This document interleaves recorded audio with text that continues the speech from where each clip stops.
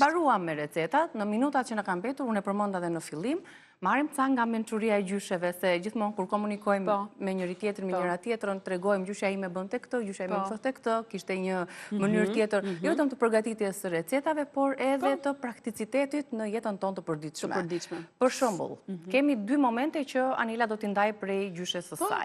Kur fëmijët rrëzoheshin dhe vriteshin te gjuhë, se sot para vriten, me thënë drejtën se flozin ai shumë sa losnim ne dikur. Sepse teknologjia ka bërë punën e vet dhe ato më shumë duan të rrinë në shtëpi dhe të shohin kompjuter apo telefon, që unë jam kundra këtyre, është më mirë kenë mundësi të dalin, të lozin, pse jo dhe të vriten, edhe në kushte shtëpie në gjejmë këto mundësit, kur vriten fëmijët, apo kur marrin ato manaferat në për ato lagjet, edhe shpohen të gishti dhe nuk mundën të nxjerrin, marrim një domate, po më kujton domaten tani, e vendos të gishti, e lidhi me fasho, gjithë natën të nesërën, do dali ajo fera që ka në dorë një fëmijë, ose kur vriten, duke qenë se këtë e kam eksperiencë edhe si mama, marrim qep, e shtypim, ose hudhër, e shtypim me pak krip të zezë, e vendosim të këmba dhe ajo pjesa e zezë do eliminohet pak nga pak. Si Tashi nënat e reja do jenë shumë të kujdesshme. Unë këto e kam nga eksperjenca, edhe nga ndihma e gjyshes.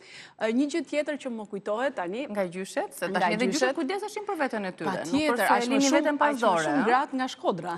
Shkodranet e mbanin shumë, edhe e mbajnë shumë veten, janë zonja. Tani ka më shumë mundësi, atje nuk është se ka patur mundësi, po më shumë kanë qenë anuar tek ana biologjike, në sensin që çfarë ka pasur në natyrë, në baçe. Prandaj dhe unë e përmenda mençuria e gjysheve.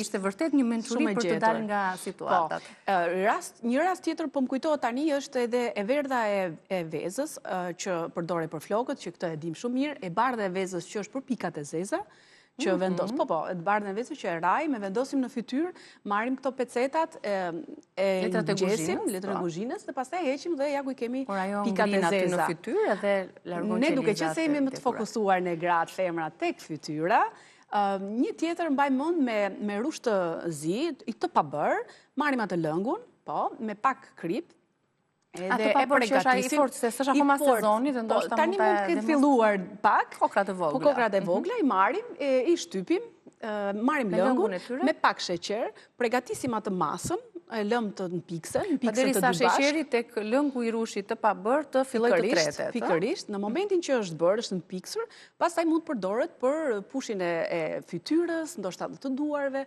krijon nuk ka edhe alergji, por duhet kemi kujdes. Jo të gjithë mund të përdorim të gjitha preparatet që kemi në shtëpi në sensin bio, sepse mund ketë edhe alergji nga luleshtrydhja, nga rushi, apo faktor të tjerë. Ashtu siç kanë alergji edhe nga dydhi, prandaj po japim këtë alternativën tjetër. Duke patur parasysh industrinë edhe çfarë na ofrohet në treg, të gjitha kanë përbërje kimikate, kështu që sa më shumë të orientohemi drejt produkteve natyrale, aq më mirë është.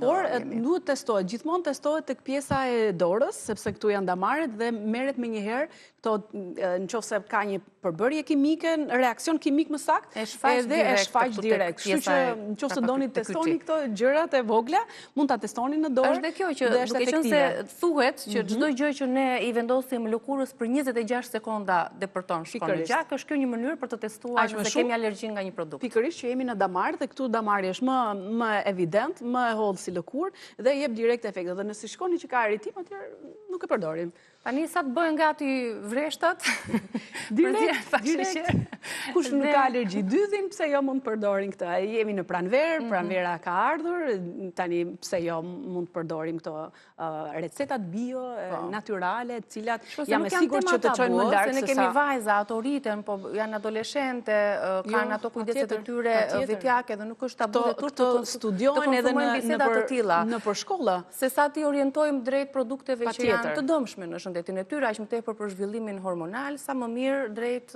produkteve natyrale. Janë disa mosha të cilat nuk drejtohen dot drejt lazerave të ndryshëm, të cilët janë efektiv për mosha të ndryshme, kështu që pse jo me këto gjëra të vogla që t'i ndihmojmë edhe këto adoleshentët që janë në rritje dhe janë bio, nuk është kimikate dhe ja ku jemi që jemi më natyral dhe me pse jo më të sigurt në vetvete. Me fat kush rritet dhe kush është rritur me gjyshër në shtëpi, ne jemi me fat, po është rritur me shumë dashuri, shtrëngojini, përqafojini fort gjyshërit tuaj. E vërtet, na emocionove. Faleminderit shumë. Ishte kënaqësi. Që erdhe në rezen ton për të na përcjell kaq shumë energji të mirë dhe mirësi që ti gjithmonë e përcjell. Ishte kënaqësi. Ju falenderoj shumë që keni qëndruar në programin e sotëm. Shihemi nesër me Reze Dielli. Kalofshi bukur. Mirupafshim.